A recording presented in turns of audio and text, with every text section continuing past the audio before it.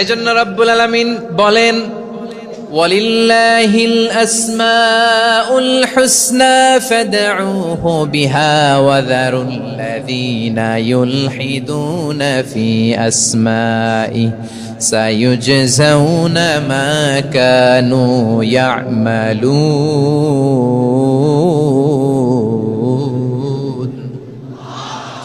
আল্লাহ বললেন, আমার অনেক সুন্দর সুন্দর নাম আছে, অনেকগুলো গুণবাচক সুন্দরতম নাম আছে। তোমরা এই নামগুলো ধরে আমি আল্লাহরে ডাকো, আর যারা আমি আল্লাহর নামের বিকৃতি ঘটায় তাদেরকে তোমরা বর্জন করো। আর তারা দুনিয়াতে যা করেছে আখিরাতের ফল তারা ঠিকই পাবে। সুবহানাল্লাহ বলেন। আল্লাহর অনেক সুন্দর সুন্দর নাম আছে, এগুলো ধরে ডাকতে বলা হয়েছে। আর যারা আল্লাহর নামের বিকৃতি করে তাদেরকে বর্জন করতে বলা হয়েছে।